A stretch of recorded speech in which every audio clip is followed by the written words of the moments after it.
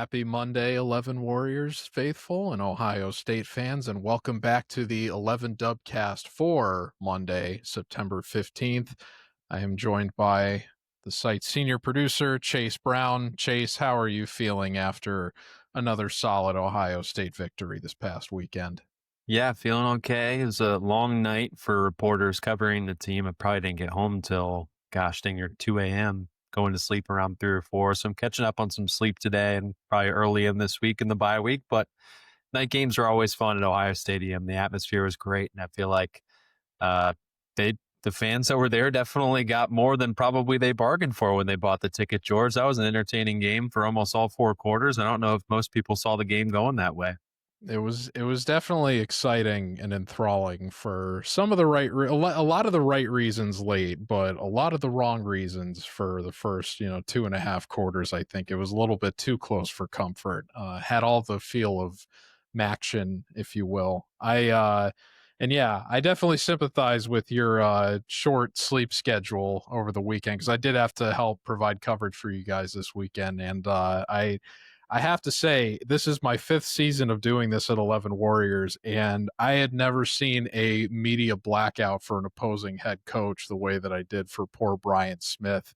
We got the shortest transcript ever released from Ohio State of his post game press conference, and that didn't post until almost like 2 hours after the game ended. So I got to bed late myself early Sunday morning and then woke up and wrote 4 articles for you guys on Sunday because Deshaun Foster got fired and Kirk Ferentz surpassed Woody Hayes' win record and the poll release and a whole bunch of fun stuff. But it's a labor of love over here. We love Ohio State football, and it's a blessing and a privilege to get to do the work that we do, I think. And especially when Ohio State wins. When they lose, at least it gets a lot of clicks, but we haven't had to deal with that yet. Hopefully we won't have to this season, but we'll cross that bridge when it comes.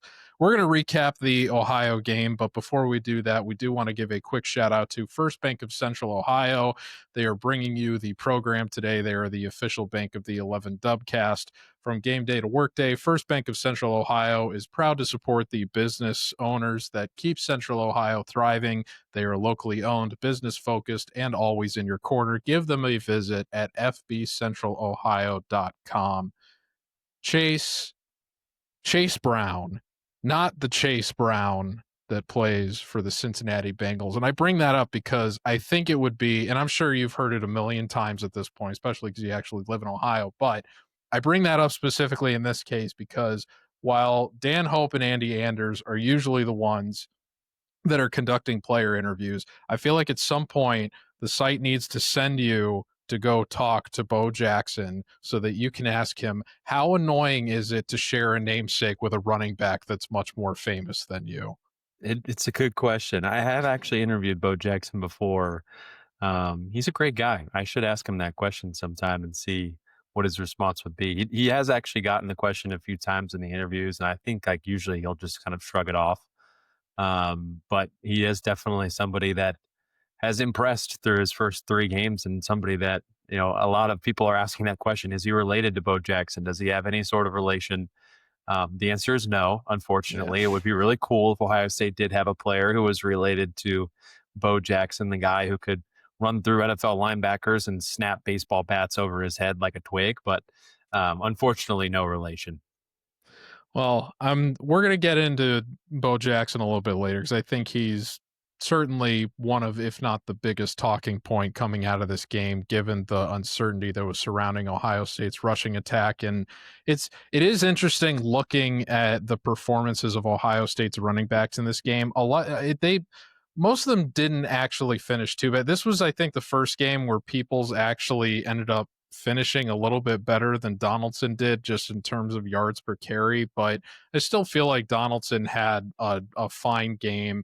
I actually was a bit surprised to see how efficient Peoples was with his touches, even if you take away his longest run from scrimmage. But obviously Jackson was the big story given how well he did and didn't even need a big workload in order to impress. So we are going to get to Bo in the second half of this episode. But before we do that, I'm curious if you had any other thoughts or observations coming out of this game that were of primary interest to you, given the way that it unfolded, the turbulence Ohio State encountered, certainly the most adversity I think that they've had to deal with. Maybe it's weird because the Texas game, it even though it was closer in terms of score, the defense was so dominant in that game, and Archie Manning appeared so rattled in his first start on the road that I never felt as uneasy during that game as I did for when things weren't going according to plan in this one. So given that uncomfortness, if you will, with where things were at for a lot of this one against an opponent that most people thought Ohio State should beat by at least 4 touchdowns. I'm curious what other observations or takeaways did you come away with primarily from this game other than what happened with Bo Jackson? Yeah, I talked with Andy and Dan on the 11 Warriors live show this afternoon on Sunday afternoon, and I never really thought that Ohio State was at risk of losing this game. I'm sure that's true of you and many other Ohio State fans who are watching, but I wouldn't have said, it's a one-score game with 22 minutes left. That's something I think going into this game, I would have expected Ohio State to have been well clear of Ohio at that point, being able to get some reps for Lincoln Keenholz and some of the backups. But it ended up being a more entertaining and close game, especially into the second half. I don't know if that just wasn't us, giving Ohio the credit that it deserved, or if it was just Ohio State struggling with a bunch of different things. Namely, its red zone efficiency was one thing that stood out to me on the negative side. They make 6 trips to the red zone. 5 of them end in scores, but there's 3 field goals, 2 touchdowns, and then there's 1 turnover on downs. You would like to see, if Ohio State's going to make red zone trips against a MAC opponent, them convert all of those opportunities into touchdowns. But they did not do that. And so I think that there is plenty of room to grow in that area, particularly with the run game. I think Julian Sand is somebody that I would like to see be more involved in the run game, especially seeing how much success Ohio State had with Will Howard as a runner last season. But I can't expect Julian Sand to be Will Howard. They're 2 very different sized players. They're 2 different players with varying toughness. That's no knock on Julian Sand, but I think that Will Howard is a guy who's 6'5", 242 pounds. That gives you the ability to be a little bit more tougher between the tackles and be able to fall forward with your momentum. We actually saw Will Howard fall forward even if nobody pushed him a couple of times. He just fell and stumbled over his feet. But I just think that there's some room to grow in those areas, especially in some versatility that Ohio State lacks with Julian Sand currently as a runner. You saw them explore some of those things with Lincoln Keenholz as a runner. On one occasion, he was able to go through with the quarterback power and convert. The other thing I would say on the positive side that, outside of Bo Jackson, who we've talked about as being a standout, was Julian Sand throws such a beautiful deep ball. That was another thing we talked about earlier was Julian Sand this season is 9 of 9 on passes of longer than 20 yards. And that's resulted in 394 yards and 6 touchdowns. Talk about efficiency. Hasn't had one incompletion of a pass over 20 yards. And his Pro Football Focus rating in that regard is a 96.6, which they rate as elite. And that's exactly what it is. His 2 deep balls to Carnell Tate and to Jeremiah Smith on Saturday were things of beauty, and he allowed them to go make plays. And so I think that Julian Sand has really shined in that area.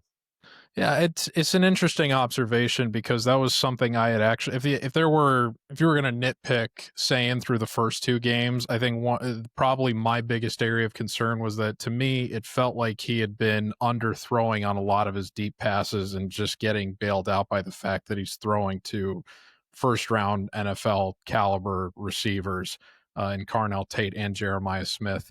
That was the case against Texas on Tate's touchdown.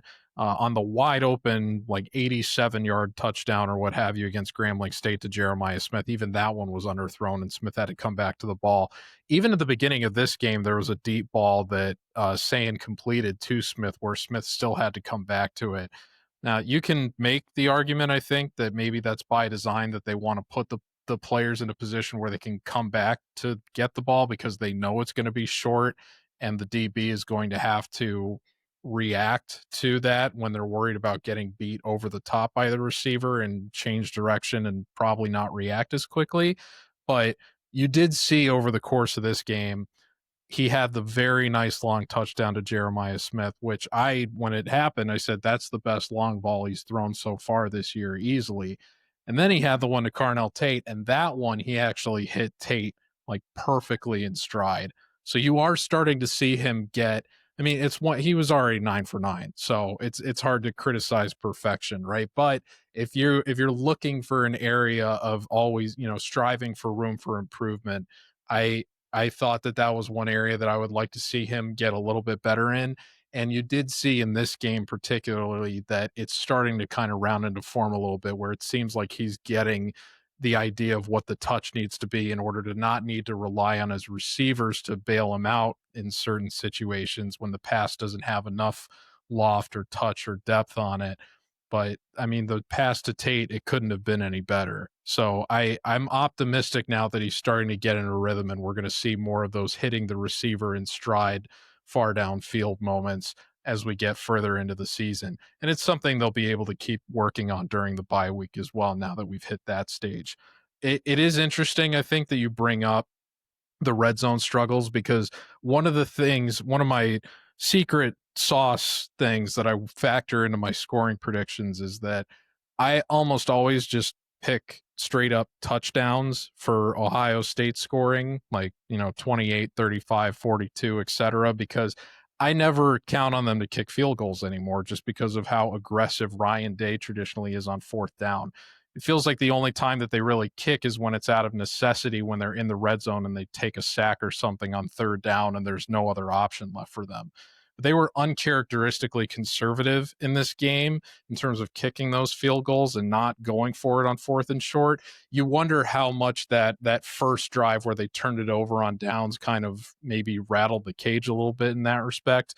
I also would expect them, as they are, playing teams that they expect to be more competitive than Ohio, that they would be more aggressive in those situations. And in that case, they were just willing to take the points because they wanted to get ahead, get a lead, and then know that they were going to be able to make up the whatever they felt like the margin should actually be later in the game. So I think those are two good observations on your part, and they're sentiments that I would share coming out of this as well.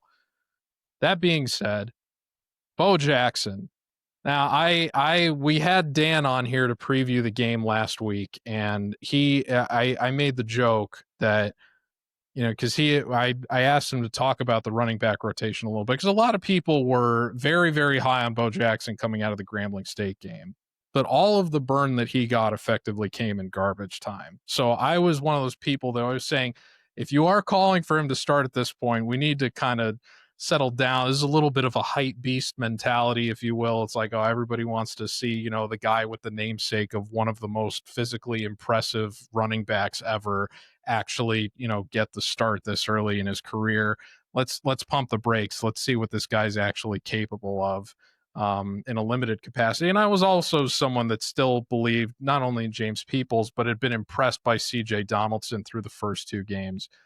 But I mean, I'm going to have to apologize to Dan when he's on here when we record for the Tuesday night show, because he wasn't alone in saying that this was somebody that deserved to get more firmly established in the rotation. And it's hard to argue with how not up to par Ohio State's ground game has been compared to other recent seasons in this early stage of this campaign, that Bo Jackson, if not the outright starter, should at least be the head of the committee right now. So I'm curious if you share that sentiment coming out of this game, that this is the guy that should be leading the charge. I would still like to see CJ Donaldson involved in a pretty heavy capacity. I still believe in that guy. I think he's got underrated versatility, but we saw Bo Jackson. I mean, it wasn't just 109 rushing yards. He caught two passes for 21 yards as well. So he's proven that he can be a dynamic running back, not just a guy that needs to operate strictly with carries out of the backfield. So